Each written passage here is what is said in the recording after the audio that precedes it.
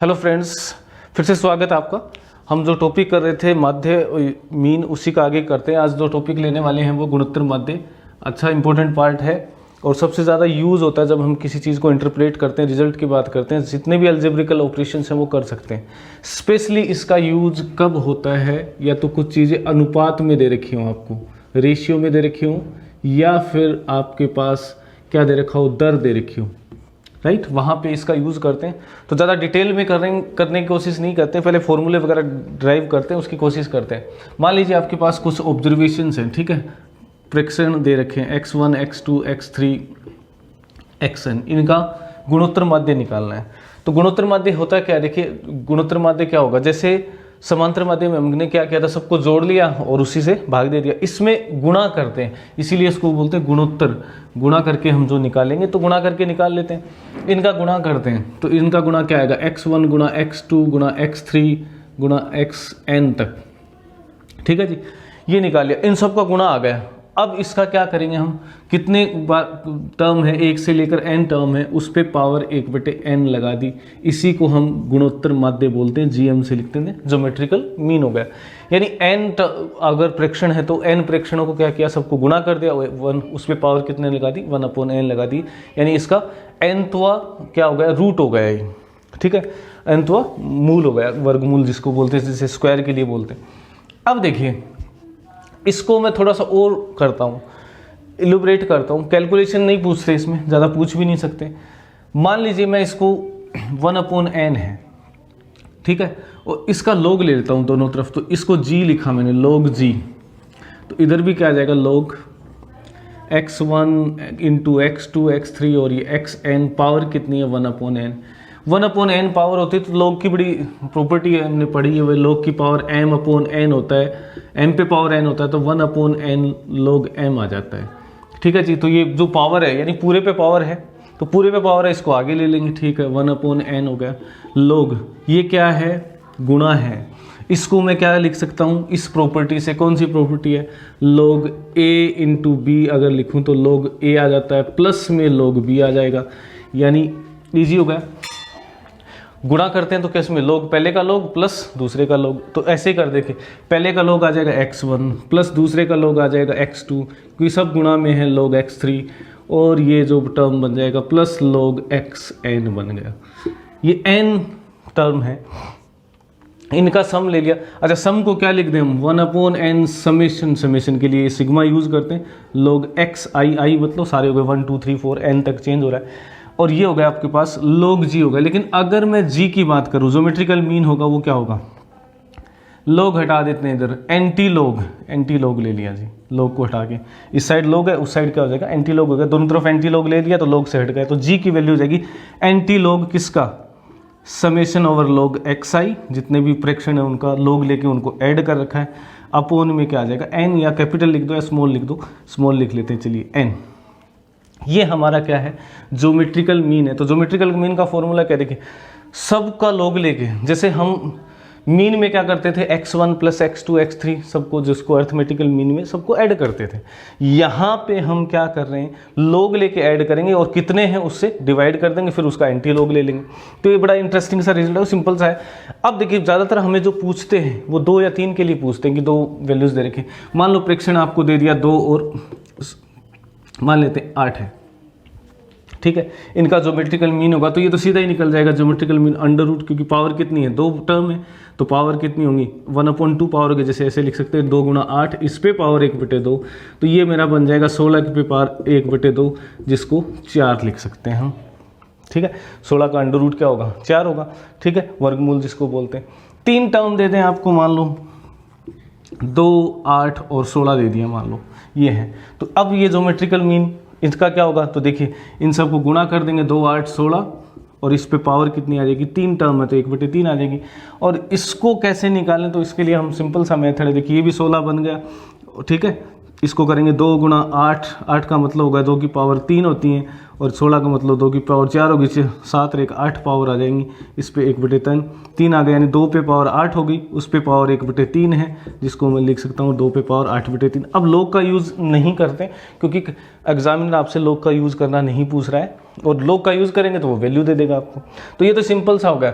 एक इंटरेस्टिंग सा ध्यान रखना कि अगर किसी फ्रैक्शन की वैल्यू मान लो x की कोई वैल्यू 0 आ गई, तो इसका मतलब गुणोत्तर माध्य 0 हो जाएगा, यानी ये इसकी कमी है।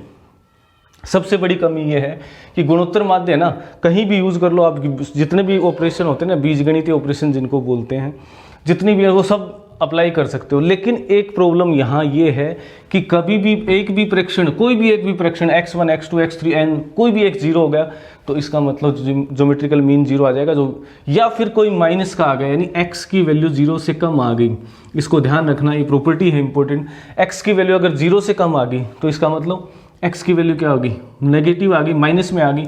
अगर माइनस में आ गई तो फिर ये इसकी पावर माइनस में आ जाती है, तो वो क्या होगी, वास्तविक संख्या नहीं रहेगी। कोई भी लॉग लिया तो उस केस में फिर से ये क्या हो जाएगा, अनडिफाइन हो जाएगा, कोई मतलब नहीं रहता फिर।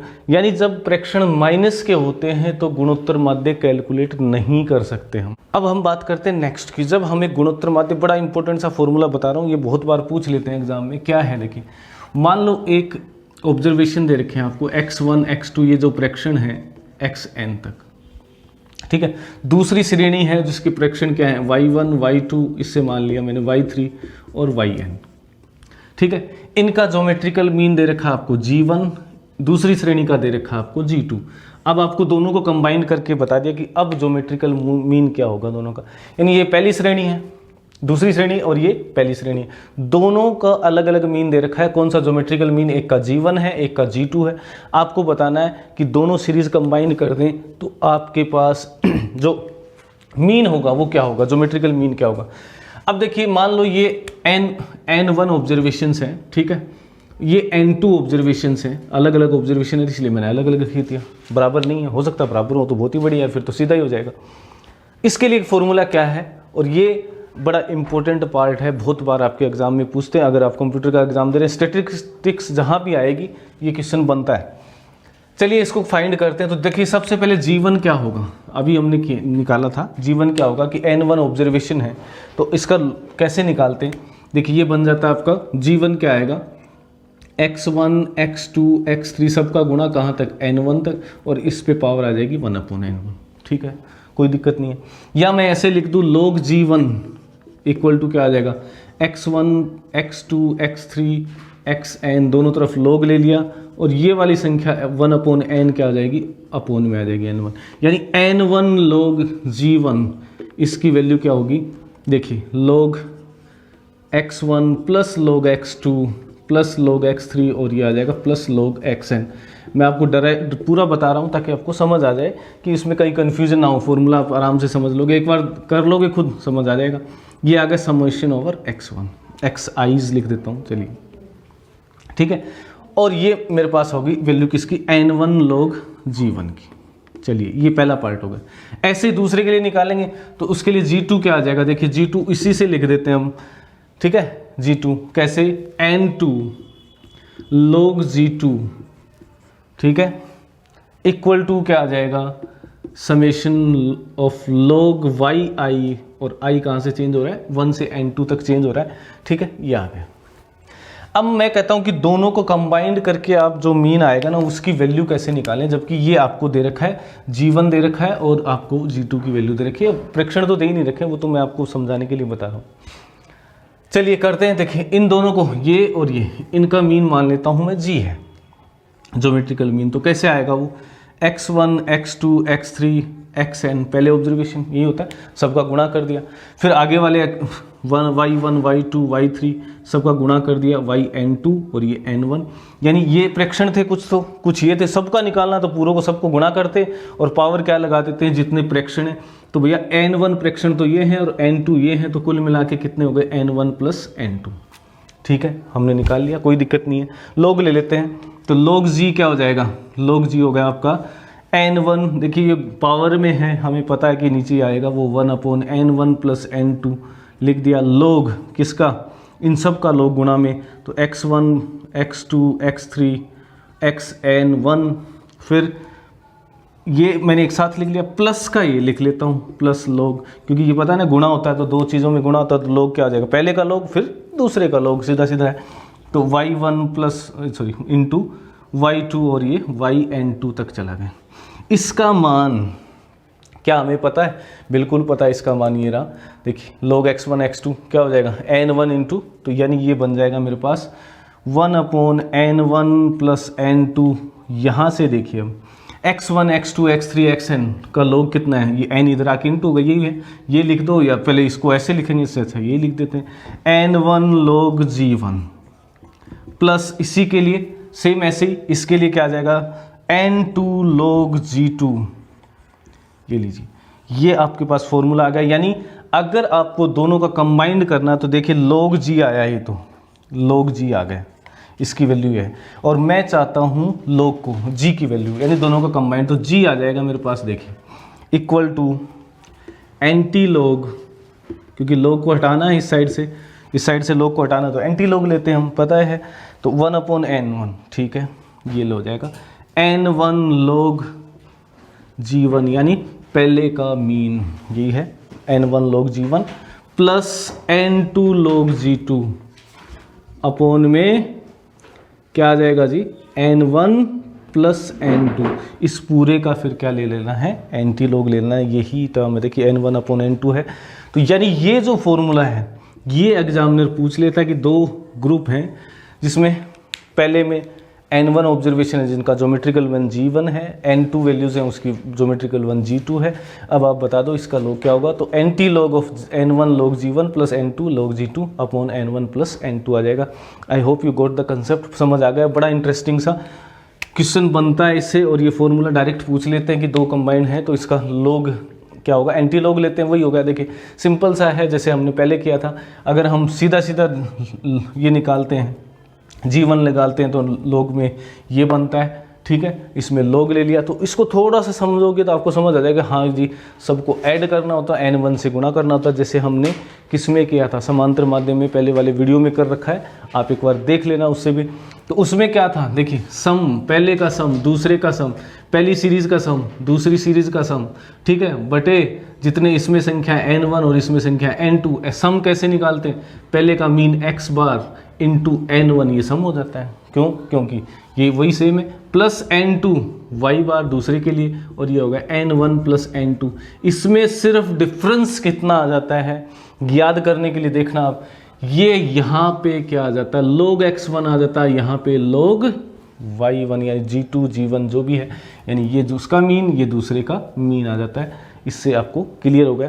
अब देखिए गुणोत्तर माध्य का और क्या यूज़ हो सकता है, सबसे ज़्यादा यूज़ जो प्रॉपर्टी पूछ सकते हैं, जहाँ पे हमें देखिए स्टैटिस्टिक्स की बात चल रही है तो सिर्फ फॉर्मूले से काम नहीं चलना है, आपको इसकी प्रॉपर्टी पता होनी चाहिए कि ज्योमेट्रिकल मीन जो होता है ना, इसकी कुछ प्रॉपर्टी है। सबसे पहले तो इसको जब भी आप प्रतिशत दे रखा हो या प्रतिशत में यूज़ कर सकते हैं, थ्योरेटिकल पूछते हैं ऐसे क्वेश्चन, प्रतिशत या वृद्धि दर दे रखी हो या अनुपात को रेशियो निकालना हो, अनुपात में, ठीक है, इन सब का क्या निकालना हो, एवरेज निकालना हो, तब इसको काम में लेते हैं गुणोत्तर माध्य को, ठीक है।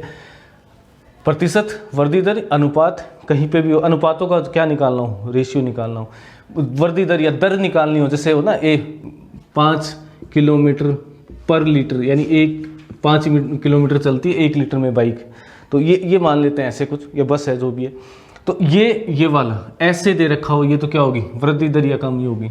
इसी से हमारा चक्रवृद्धि ब्याज का जो फॉर्मूला होता है ना वो भी बनता है। कैसे बनता है, पी एन क्या होता है, देखिए nth वैल्यू कैसे आएगी, ठीक है, वो आएगी p जो शुरू में था 0 मान लेते हैं, शुरू में जो प्रिंसिपल वैल्यू होती है, प्लस 1/r/100 पावर n, ये पावर n। अब अगर मैं इसकी वृद्धि दर निकालूं, r निकालूं इससे, तो क्या करूंगा, ये पावर इधर आ जाएगी, यानी Pn/P0 बनेगा, पहले तो ये डिवाइड हो जाएगा, ठीक है, इस पे पावर 1/n आएगी, ये कितना बन जाएगा 1 + r/100, ठीक है, और r/100 निकालना है मेरे को, तो ये बन जाएगा, इस साइड माइनस आ जाएगा, यानी Pn/P0 पे पावर 1/n -1 इससे निकलती हैं। यानी अगर ये अनुपात आपको दे रखा होगी, कोई धन 3 गुना हो गया तो ये 3 आ जाएगा अनुपात, 5 गुना हो गया वही अनुपात की बात होगी। ठीक है, तो ये इसमें यूज़ होता है। एक और बड़ा इंटरेस्टिंग सा रिजल्ट है जो इसको क्या करता है, जितने भी ऑब्जर्वेशन है ना, देखिए मीन के बारे में पूछते हैं तो ज्योमेट्रिकल मीन हो, हरात्मक मीन हो या फिर आपका एवरेज हो, कौन सा समांतर माध्य हो, तीनों के अंदर जितने भी प्रेक्षण है ना, सभी प्रेक्षणों पे क्या करता है, पर निर्भर करता है। और तीनों ही करते हैं, क्या ज्योमेट्रिकल मीन हो, समांतर माध्य हो, तीनों पे निर्भर करता है। ये स्पेशल क्यों है या गुणोत्तर माध्य स्पेशल क्यों है? ये क्या करता है, कम वैल्यू है ना, कम मान को ज़्यादा महत्व देता है। ठीक है, एक प्रॉपर्टी, तथा साथ में अधिक वाली वैल्यू है ना, जो ऑब्जर्वेशन अधिक मान है, जिनके मान अधिक है, उसको कम महत्व देता है। इसीलिए क्या होता है, ज़्यादा रिलायबल है। देखिए अधिक को कम दे रहा है और कम को अधिक दे रहा है, इसीलिए ज़्यादा, सबसे बढ़िया काम इसका ये है। इसीलिए ज्योमेट्रिकल मीन जितनी भी आपके स्टैटिक्स में आता है कि ज्योमेट्रिकल मीन कहाँ यूज़ होता है, जहाँ पे अनुपात हो, प्रतिशत हो, वर्दी दर निकालनी हो, तब आपको ज्योमेट्रिकल मीन का यूज़ करना है, कम मान को, इसीलिए ज़्यादा रिलायबल है। अच्छा, एक चीज़ और हो जाती है इससे, क्या कि जो एक्सट्रीम वैल्यू है ना, एक्सट्रीम वैल्यूज़ यानी सबसे लास्ट में जो वैल्यू आती है, सबसे पहले या सबसे लास्ट की जो वैल्यू होती है, एक्सट्रीम वैल्यू होगी, तो उनके लिए ये क्या करेगा, एक्सट्रीम वैल्यूज को कम महत्व देता है। लेकिन समांतर माध्य क्या करता है, सबको बराबर बराबर देता है। ये क्या करता है, बीच वाली वैल्यूज को क्या करता है, ज़्यादा महत्व दे देता है। तो इससे क्या हो जाता है, हमारा एवरेज की जो प्रॉपर्टी हमें जो चाहिए ना, central tendency, measurement of central tendency की बात कर रहे हैं, तो उस टेंडेंसी में सबसे इंपॉर्टेंट बन जाता है, क्योंकि ये एक्सट्रीम वैल्यू पे ज़्यादा निर्भर नहीं करता, सबसे लास्ट में और सबसे पहले वाले पे। ठीक है, ये प्रॉपर्टी होगी। ये आपका गुणोत्तर माध्य एक फॉर्मूला जो मैंने बताया कि दोनों का कंबाइंड कैसे निकालते हैं वो करते हैं। अब देखिए इसके बाद एक और बचता है हमारा जो माध्य है, वो है हरात्मक माध्य, और उसके साथ साथ बिजनेस मीन भी जिसको बोलते हैं, वो मूविंग एवरेज जिसको बोलते हैं, चर माध्य, उसकी बात करेंगे हम नेक्स्ट वीडियो में। अगर वीडियो आपको अच्छा लगा तो प्लीज़ शेयर और लाइक कर दीजिए, चैनल को सब्सक्राइब कर लीजिए। मैं एक एक टॉपिक आपको करवाने वाला हूं ताकि आपका एक भी क्वेश्चन ना छूटे, और आपके पास ऐसे क्वेश्चंस बनने वाले हैं। हम प्रैक्टिस क्वेश्चंस भी करेंगे, वो मैं आपको करवाऊंगा, बिल्कुल PDF की फॉर्म में दे देंगे आपको, ताकि आप वहाँ से प्रैक्टिस कर सकें, और मैं आपको सोल्व करके बताऊँगा कि कैसे क्वेश्चन पूछे जाते हैं और कैसे हम सोल्व कर सकते हैं। Thank you.